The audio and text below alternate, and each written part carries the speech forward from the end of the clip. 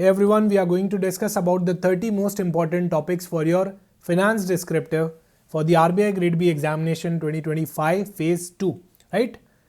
So in this video, we are going to cover the important topics for your examination. I have shared the descriptive strategy for your finance exams multiple times, right? I have shared it multiple times. So divide your answer into intro, body and conclusion. We all know that. And always try to make a mind map before starting the question and learn the art of elaborating topics. So I feel कि आपने अभी तक काफ़ी सारा elaboration सीख लिया होगा, right? और अभी आप question चालू करने से पहले you are always making a mind map. Always try to include definitions and concepts. If that's a static question, then definitely you need to mention the definitions and concepts that you know about that particular area and include the dynamic news and data. So it's always good to include the finance current affairs as well, plus the reports as well, right? So you need to give references of different circulars, reports and key news, and time management again is one of the crucial area. Now let's directly jump onto the list of the important topics. So I am nowhere stating here कि आपको सिर्फ ये वाले topics ही पढ़ने हैं, but yes these topics can be in your focus area, right?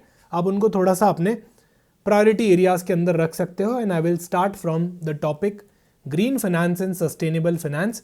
We all know that SEBI, RBI, the whole world is working towards green finance and sustainability finance. So ये topic आपके लिए बहुत इंपॉर्टेंट हो जाता है. बहुत सारी न्यूज़ आई थी इससे रिलेटेड और काफ़ी सारी चीज़ें हमने कवर भी करी थी फाइनेंस करंट अफेयर सेशन में.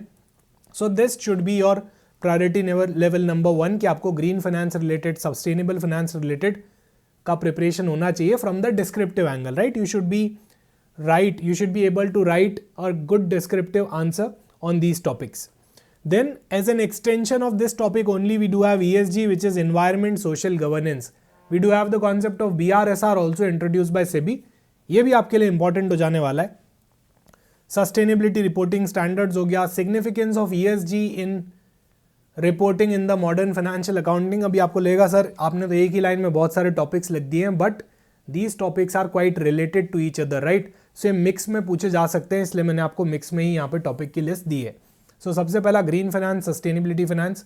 Second one is related to more about ESG, BRSR. अच्छा, BRSR is nothing but a ESG norm only which SEBI has implemented in India.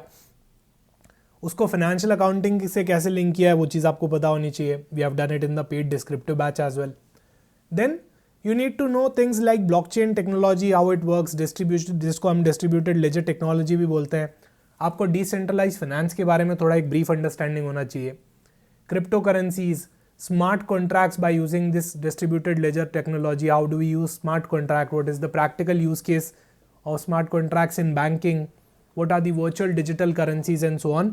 ये कुछ टॉपिक्स ऐसे हैं जो टेक बेस्ड टॉपिक है, जो आपके फाइनेंस से काफ़ी लिंक करते हैं, राइट? जो आपके फाइनेंस से काफ़ी रिलेट करते हैं. तो ये सारे टॉपिक्स आपके बहुत ही स्ट्रॉन्ग जोन में होने चाहिए. इनके ऊपर आपने अच्छी खासी प्रैक्टिस करी हुई होनी चाहिए अब तक. और ऐसा नहीं कि मैं लिस्ट आज लेके आ रहा हूँ, इस लिस्ट के अंदर से मेजॉरिटी ऑफ द थिंग्स मैं ऑलमोस्ट 1 ईयर से आपको बता रहा हूँ कि ये सारे टॉपिक्स इंपॉर्टेंट जोन में हो सकते हैं for the RBI grade B examination phase 2 2025. Then derivatives and recent updates in derivative market. So SEBI ने काफ़ी सारे अपडेट्स लेके आए हैं डेरिवेटिव मार्केट के अंदर. नो डाउट इसका क्वेश्चन आ चुका है पहले, राइट? सो एक स्टैटिक क्वेश्चन डायरेक्टली पूछना वापस से थोड़ा सा आई विल से कि चांसेस कम है, बट आप इसको डायनेमिक के साथ मिक्स करके आरबीआई डेफिनेटली आपसे पूछ सकता है. So you should be able to write a good amount of, I can say, words on derivatives and recent updates in the derivative market. आप एक बहुत ही बढ़िया तरीके से यहाँ पे इस क्वेश्चन को लिख पाने चाहिए कि रीसेंट अपडेट्स क्या क्या हैं डेरिवेटिव मार्केट में, इवन आईपीओ मार्केट में. Then accounting, financial statement and ratio analysis. Now this topic is there as a sub topic in your general topics in the FM syllabus, right? आपके finance syllabus के अंदर एक सब topic है. अभी सबको लगता है कि सर यहाँ से तो प्रैक्टिकल ही आएगा, right? So as a change of trend I can say वो आपसे रेशियो एनालिसिस पे हो सकता है कि एक क्वेश्चन पूछ लें जो कि डिस्क्रिप्टिव हो सकता है कि uses of ratio analysis, how do you evaluate the financial statements by using ratio analysis और techniques of ratio analysis and so on. So यहाँ पे भी आपके अंदर अंडरस्टैंडिंग होनी चाहिए कि आप उसको कैसे टैकल करोगे, कैसे आंसर करोगे. सो यहाँ से ज़रूरी नहीं है कि प्रैक्टिकल क्वेश्चन ही आए, हो सकता है एक थ्योरी क्वेश्चन भी आ जाए, राइट? डिस्क्रिप्टिव क्वेश्चन भी आ जाए. अच्छा, SRO कॉन्सेप्ट और गवर्नेंस का कॉन्सेप्ट बहुत ही इंपॉर्टेंट है. तो अभी काफ़ी सारे SRO ऑर्गेनाइजेशंस को अप्रूवल मिले हैं, एज एन SRO डिजिग्नेट किया गया है, तो वो भी आपको चीज़ पता होनी चाहिए. व्हाट इज एसआरओ कॉन्सेप्ट, और इसको आप फाइनेंस करंट अफेयर्स के साथ लिंक कर सकते हो, right, that we have covered in the finance current affair session.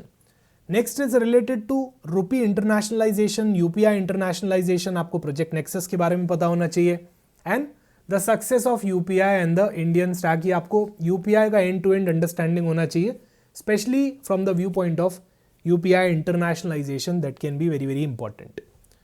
8th topic, emergence of global stable coin regulation. तो ये वाला question I have covered it in the paid classes. What is the emergence of global stable coin regulations all over the world and tokenization of asset, right? So the concept of tokenization भी आपको पता होना चाहिए. And the good part is it is also included in Herbinger 2025 RBI की hackathon के अंदर. ये एक प्रॉब्लम स्टेटमेंट है, tokenisation solution of KYC, right. Tokenisation of KYC solution भी एक प्रॉब्लम स्टेटमेंट है जो यहाँ हैकेथॉन के अंदर मेंशन्ड है. तो मुझे लगता है ये टोकनाइजेशन का कॉन्सेप्ट आपके लिए काफ़ी इंपॉर्टेंट होने वाला है, राइट. और emergence of global stable coin regulation, आप सभी जानते हो अभी कंट्रीज स्टेबल कॉइन के रिलेटेड रेगुलेशंस ला रही है, जैसे यूएसए भी लेके आया था. 9th topic, impact of consolidation of the public sector banks and including the RRBs. तो आपको यहाँ आरआरबी का जो अभी एम चल रहा है, कंसोलिडेशन चल रहा है, उसका आपको पता होना चाहिए, उसके क्या इम्पैक्ट आने वाला है फाइनेंशियल इंक्लूजन पे and consolidation of the public sector bank से रिलेटेड भी आपकी प्रिपरेशन यहाँ हो जानी चाहिए. Then 10th topic, I can talk about artificial intelligence, the most expected topic I can say. हर एग्जाम में एआई रिलेटेड क्वेश्चन आ ही रहा है, राइट. तो आप यहाँ पे फ्री एआई रिपोर्ट को मिक्स कर सकते हो. एक तो आर्टिफिशियल इंटेलिजेंस वाला टॉपिक हो गया, and use in banking. Use in banking will be more relevant for you. Plus आप यहाँ पे फ्री एआई की जो आपकी रिपोर्ट आई थी आरबीआई की, उसको आप यूज कर सकते हो. उसके 7 सूत्रास एंड 4 पिलर्स को भी आप यहाँ पे यूज कर सकते हो. 11th is related to the global trade tension. We all know कि इंडिया और पूरे वर्ल्ड में कितने ग्लोबल ट्रेड टेंशंस चले हैं, तो इस टॉपिक के ऊपर भी डेफिनेटली एक क्वेश्चन आ सकता है एग्जामिनेशन में, इसकी पॉसिबिलिटी डेफिनेटली बनती है. 12th one is the recent surge in gold and silver investment. So we all know कि रिसेंटली गोल्ड और सिल्वर के अंदर काफ़ी सर्ज आया था, राइट. सो डेफिनेटली इस एरिया के अंदर भी आपको नॉलेज होनी चाहिए. 13th one is related to privatisation of public sector banks. So public sector banks का प्राइवेटाइजेशन का काफ़ी अभी रिसेंटली न्यूज़ में रहा था, तो इससे रिलेटेड आपकी प्रिपरेशन हो. Electric vehicle boom in India, ये आपको अंडरस्टैंडिंग होनी चाहिए कि इलेक्ट्रिक व्हीकल का किस तरह से बूम आ रहा है इंडिया में. Financial inclusion in India, I am talking about the progress, I am talking about the challenges, role of RBI and concept of financial inclusion index. ये आपको पता होना चाहिए, राइट. अभी फाइनेंशियल इंक्लूजन इंडेक्स कितना चल रहा है, 67 चल रहा है. Earlier it use to be 64.2, अभी 67 है, because of the uses and quality dimension, right. So ये सारी चीज़ें आपको अच्छे से पता होनी चाहिए, आप अपने एग्जाम में आंसर में इनकॉपरेट कर पा रहे होने चाहिए.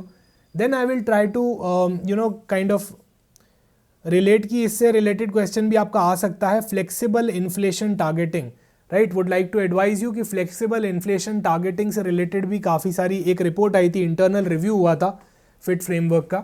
सो ये आपको पता होना चाहिए. डिफ्लेशन का कॉन्सेप्ट, डिसइन्फ्लेशन का कॉन्सेप्ट. वाई? बिकॉज अभी काफ़ी बार हमारा डिफ्लेशन भी मेजर हुआ है, राइट. सीपीआई डब्ल्यूपीआई की बात करें, डब्ल्यूपीआई की बात करें स्पेसिफिकली, और फूड प्राइसेस की बात करें तो वो डिफ्लेशनरी भी रही हैं. तो ये वाला कॉन्सेप्ट आपको पता होना चाहिए. And RBI is now very well successful in controlling the inflation, और वो बिल्कुल टारगेट रेंज के अंदर आ गया. इनफैक्ट काफ़ी बार तो नीचे चला गया था. तो ये आरबीआई की जर्नी आपको पता होना चाहिए इन्फ्लेशन कंट्रोल करने की, कि फ्लेक्सिबल इन्फ्लेशन टारगेटिंग अप्रोच क्या होता है, राइट. कॉरिडोर अप्रोच क्या होती है रिजर्व बैंक ऑफ इंडिया की related to rates, right. Then next topic आपका 17th टॉपिक रिलेट होता है फिनटेक इंडस्ट्री से, पर्टिकुलरली आपका डिजिटल बैंकिंग इनिशिएटिव्स जो आरबीआई ने लिए हैं, पेमेंट इनिशिएटिव्स जो आरबीआई ने लिए हैं, और concept of prepaid payment instrument. ये कुछ टॉपिक्स हैं जो आपके लिए इंपॉर्टेंट यहाँ पे हो सकते हैं from the fintech and from the digital banking. Then corporate governance in banking. We all know IndusInd Bank के अंदर क्या हुआ था, और ऐसे काफ़ी सारे cases we all know. BluSmart, Gensol, corporate governance failure काफ़ी लाइमलाइट में रहा था, स्पेसिफिकली इन इंडसइंड बैंक. तो ये आपको यहाँ पे बहुत अच्छे से प्रिपेयर करना है. Corporate governance in banking, e governance का रोल, और role of transparent accounting practices in corporate governance. यहाँ पे अकाउंटिंग को कॉर्पोरेट गवर्नेंस के साथ मिक्स करके भी पूछा जा सकता है. Why? Because most of the times corporate governance के जो इश्यूज आते हैं वो अकाउंटिंग फ्रॉड से रिलेटेड ही होते हैं, अकाउंटिंग मैनिपुलेशन से रिलेटेड ही होते हैं. Central bank digital currency again is one of the most important topic जिसके बारे में आप डिस्क्रिप्टिव के एंगल से जरूर प्रिपेयर करना. Impact of banking trends on India, global banking trends on India भी आपको अच्छे से प्रिपेयर करना है. एनबीएफसी के टाइप्स एंड कैटेगरीज आपको पता होने चाहिए यहाँ पे. अच्छा, regulatory sandbox plus interoperable regulatory sandbox. Now every regulatory body except PFRDA is having their own regulatory sandbox. सही है, आरबीआई का भी है, सेबी का भी है, आईआरडीएआई का भी है, पीएफआरडीए का नहीं है, आईएफएससीए का भी है. तो यहाँ पे आपको इंटर ऑपरेबल रेगुलेटरी सैंडबॉक्स के बारे में भी पढ़ना चाहिए. जब बहुत सारी रेगुलेटरी बॉडीज के लिमिट्स में फॉल कर रहा हो, से for example I launched my own product, तो वो बहुत सारी रेगुलेटरी बॉडीज के स्कोप में फॉल कर रहा है, तो मैं इंटर ऑपरेबल रेगुलेटरी फ्रेमवर्क के अंदर भी जा सकता हूँ. ये वाला कॉन्सेप्ट भी आपको आना चाहिए. फिर venture capital financing, stages and economic impact, alternate source of financing, यहाँ पे एमएसएमई स्पेसिफिक हो गया, राइट. ये दोनों चीज़ें आपकी अच्छी से कवर होनी चाहिए. यूपीआई की बात करूँ तो यूपीआई के इनिशिएटिव्स और रीसेंट डेटा, आरबीआई का इनिशिएटिव्स यूपीआई के अंदर, ठीक है, और रीसेंट डेटा क्या चल रहा है यूपीआई का वो आपको पता होना चाहिए. IPO market, we all know कि पिछले 3 साल 4 साल के अंदर जितने आईपीओ आए हैं उतने कभी नहीं आए हैं. प्लस नाउ आईपीओ मार्केट के अंदर अभी क्या चल रहा है आप सभी लोगों को पता है, and we have covered it in different videos as well. Overvaluation का भी यहाँ पे काफ़ी सारा प्रॉब्लम चल रहा है, तो आईपीओ मार्केट रिलेटेड भी आपका प्रिपरेशन होना चाहिए कि अभी आईपीओ मार्केट के अंदर इंडिया में क्या चल रहा है, specifically from the viewpoint of overvaluation, right.